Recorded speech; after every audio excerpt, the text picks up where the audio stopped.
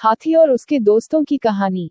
बहुत समय पहले की बात है। एक अकेला हाथी एक अजीब जंगल में बसने आया। यह जंगल उसके लिए नया था और वह दोस्त बनाने के लिए देख रहा था। वो सबसे पहले एक बंदर से संपर्क किया और कहा, नमस्ते बंदर भैया, क्या आप मेरे दोस्त बनना चाहेंगे?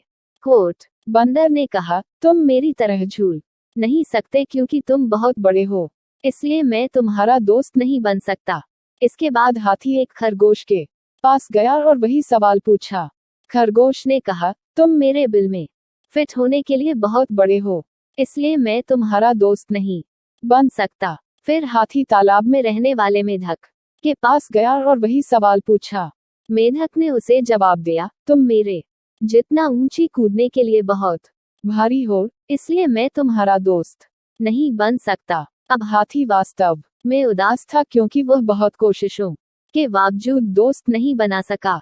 फिर एक दिन सभी जानवरों को जंगल में इधर उधर दौड़ रहे थे। ये देखकर हाथी ने दौड़ रहे एक भालू से पूछा कि इस उपद्रव के पीछे का कारण क्या है। भालू ने कहा, जंगल का शेर शिकार पर निकला है, वे खुद को उससे बचाने के लिए भाग रहे हैं।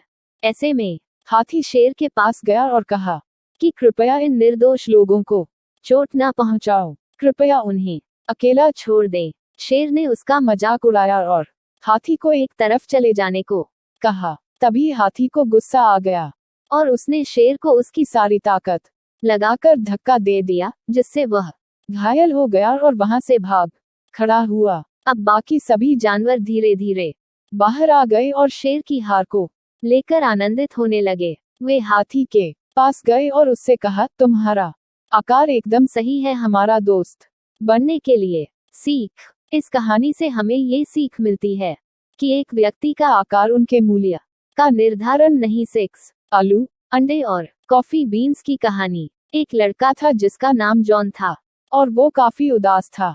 उसके पिता को वह रोता हुआ मिला। जब उसके पिता ने जॉन से पूछा कि वह क्यों रो रहे हैं, तो उसने कहा कि उसके जीवन में बहुत सारी समस्याएं हैं।